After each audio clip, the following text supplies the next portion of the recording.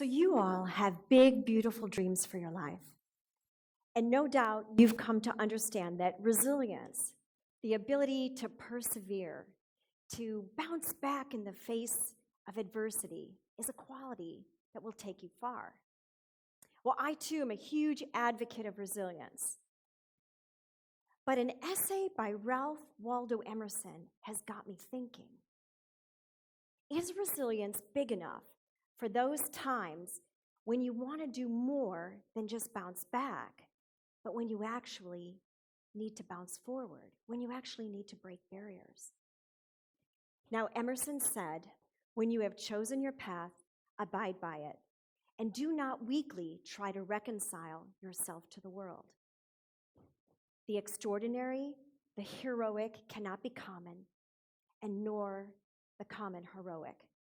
Congratulate yourself if you have done something strange and extravagant and broken the monotony of a decorous age. Strange and extravagant. Now, don't you absolutely love those words? How often are we told to do something strange and extravagant? Not very often. At least no one's told me to do something strange and extravagant, even though I tend to do it all the time. Now, tonight, I'm going to give you exactly that, a tool to do something strange and extravagant. And don't worry, it won't embarrass you, nor will it leave an unseemly trail on social media. But what it will do is put you in the 1/3% of all people who don't just bounce back from adversity, but actually grow stronger because of adversity. Now, first I'm going to tell you a story. When I was a little girl, starting in about second grade, I discovered where the nuns in my school stashed the extra sandwiches. A stash that I helped myself to from time to time, without permission. So let's be honest, let's call it what it is. I stole from nuns. I'm not proud of it. I came from what we now call as low-income family. And there were times when I didn't have enough food to eat, and I was hungry. You know, I was a scrappy little kid, very active, and I burned all the calories that I consumed. When I became an adult, I learned the term food insecurity, and I thought, oh, okay, I get it, that's what it was. I saw the sandwiches, and I took them because I just wasn't certain when I would get more. Now, the nuns made these sandwiches for kids who had forgotten their lunch, or kids like me maybe didn't have something to bring from home. So you can imagine the moral dilemma that I was in as this little Catholic kid. You know, I was stealing, but more than that, I was stealing from nuns. And it doesn't get any worse than that. I came to finally accept that I may be going to hell, but I wasn't going to show up hungry.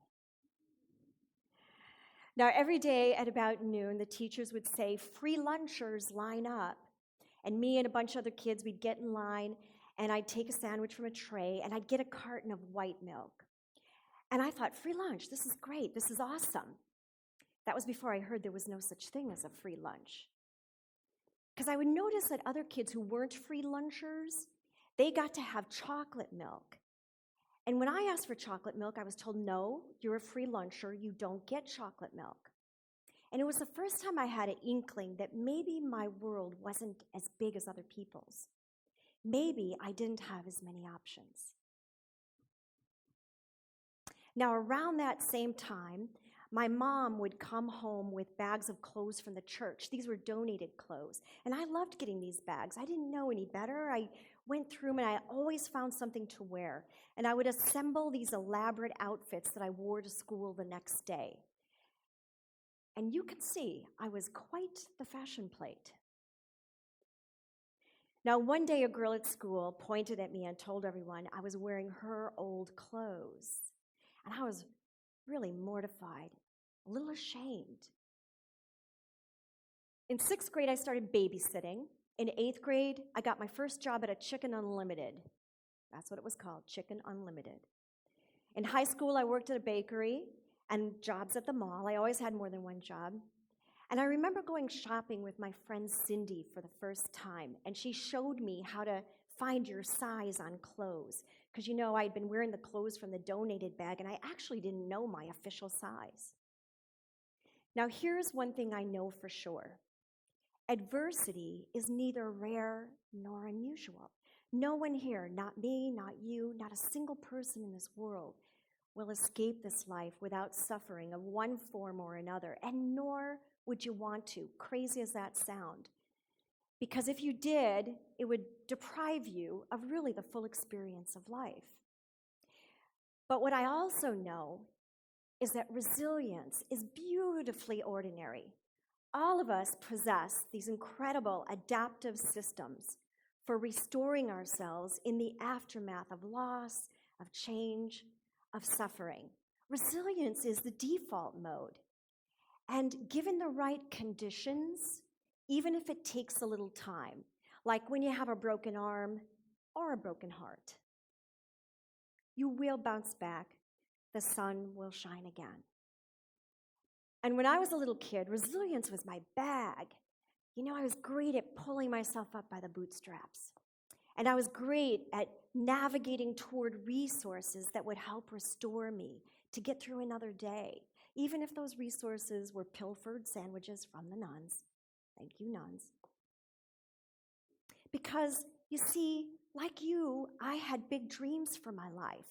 And I realized that living day to day, being resilient, as beautifully ordinary as it is, wasn't enough, because I didn't want to just keep bouncing back. I wanted to change my life. Big dreams, I had them. I wanted to live by the ocean. I wanted to invent stuff. I wanted to put on shows. I wanted to be a writer. I wanted to have my own business. Really, I wanted to bring the dog to work with me every day, and I thought having your own business was a great way to do that. And being a writer with your own business, believe me, you get to spend a lot of time with the dog. Now, fast forward a few years, and I was the first person in my family to go to college. A few years later, I had a master's degree. A few years after that, I earned a PhD. And the whole world opened up to me. And I found within myself this inner strength that did not seem as hard to access. And opportunities came my way. And with somewhat of a naive courage, I said yes far more often than I said no to those opportunities, even when I had no idea what I was doing, which was more often than you might imagine. But best of all, I began to look back at my difficult childhood as an asset, as actually the thing that made me stronger, as a resource in its own right.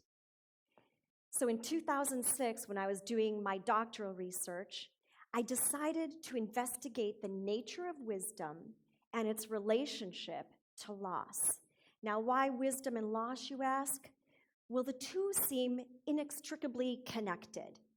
Wisdom is hard-won, through the difficulties, the opportunities of life, and through the mortifications of every single day. In my study, I looked at nurses who were nominated by people who knew them as being wise. And these nurses, indeed, had many stories of adversity, of joys, of traumas. Many of them had struggled in their personal lives with their health, in their families, in their work, and in their career. But all of them possessed something that we might describe as resilience. At first glance, we might say, oh, they were really resilient. But when I began to investigate this construct of resilience and started to unpack it, I thought it really didn't fully describe what these nurses were actually like, because they didn't just bounce back from adversity. They actually grew stronger because of adversity. And their narratives all had what you might call a redemptive sequence, kind of that turning point in the story where the worst thing that ever happened to them turned out to be the greatest gift of their life because of how it changed their life. And I learned that there was a name for this: post-traumatic growth. These two guys from the University of North Carolina, Tedeschi and Calhoun, two researchers, they had been studying it for a few years. And I truly believe that post-traumatic growth is the sleeping giant.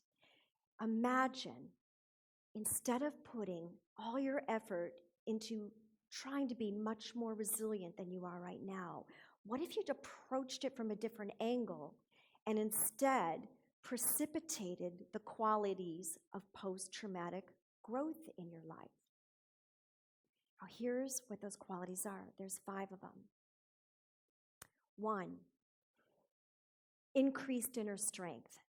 And this is why you don't want to have an easy life. Because when you get on the other side of suffering, what you realize is that there's nothing life can throw at you that you can't handle. 2, openness to new possibilities. And this is where it's okay to kind of exploit your optimism bias. You know, that a little bit crazy part of your brain that says, good things should happen, and good things should happen to me all the time, even though we know it's not true. But if you exploit your optimism bias, you begin to see possibilities everywhere.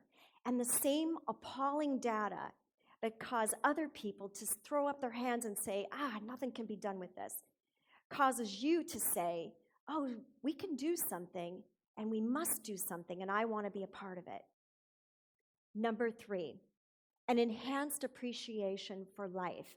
And this is where you have to commit to your own renewal. What I mean by that is get out there and play and have fun. And for you guys in high school right now, taking finals and wanting to get into college, don't forget to sleep. And then spend that energy that you gain from playing and having fun and sleeping, from renewal. Spend that energy on the priorities in your life, on the things that matter most to you. Number 4, deeper and warmer relationships. And this is crucial to everyone in this room who wants to do big things and make the world a better place. Dr. Susan Fisk from Princeton and her research team, they look at biases and stereotypes, and they have discovered that even if people think you are highly competent, if they don't also feel that you are warm, they're less likely to put their energy behind you. And they may even work to undermine what you're trying to accomplish. Now, one of the most powerful ways I know of to create deeper and warmer relationships is to learn how to listen, just listen. Listening to the other person feels an awful lot like love. And finally, a stronger sense of spirit. And I always think of Viktor Frankl, survivor of the Holocaust and author of the book Man's Search for Meaning. And Frankl wrote that suffering without meaning is despair. So what is suffering with meaning? I think happiness, I think joy, I think spirit. And a great way to draw spirit into your life is to learn how to laugh at yourself. When you can laugh at yourself, even if the situation is serious, but you can laugh at yourself, you can feel a great deal more compassion for others. And where there is compassion for others, there is always spirit. Now, researchers in post-traumatic stress disorder, PTSD, that's on the opposite scale of post-traumatic growth, they say that 70% of adults will have experienced a severe trauma in their life. But 1/3 of those folks will go on to actually grow because of that trauma. And when I started my talk here with you, I told you I wanted to give you a tool to place you in that 1/3%, to break barriers, not just bounce back. And the way to begin is really simple. So I know Juliana said, put your smart devices away, your cell phones, but I want you to get them out now, because there's a first step that you're going to need your camera for.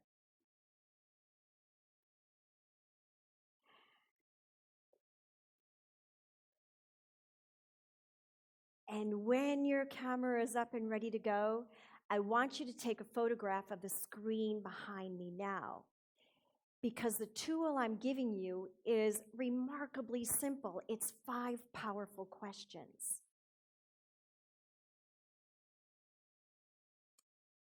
The second step after you take the photo is to notice with me now that these 5 questions correspond to the 5 ways that people grow from adversity.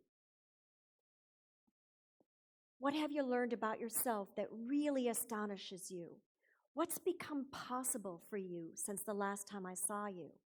How do you renew, and where do you spend your energy? Who needs to know how much they matter to you? How have your hardships made you more compassionate? You see, powerful questions to your mind is a lot like throwing a bone to a dog. You just can't help but go after it and gnaw on it and return to it from time to time. And even if you bury it for a while, you dig it up and get more out of it. And that brings us to the third step. I want you to text or tweet or Instagram or Facebook the photo that you just took to the people in your lives who love you, the good others in your life who would be willing to have a conversation with you framed by these 5 questions. And when you're in that conversation and these 5 questions are what's being talked about, you're going to notice that your narrative is going to begin to change. Just like those nurses in my study, this redemptive sequence. You're going to start telling a different story. See, because you are the protagonist of your own story. And when you change the narrative, you begin to change the story. And when you change the story, you begin to change your life. Because it's really tempting to think that the last story you ever tell about yourself is the last story you'll ever tell about yourself. And I'm here to tell you that's just not true. Adversity is waiting for you right around the next corner. You know, adversity is neither rare nor unusual. It's waiting for you. Hopefully not in a very large truck.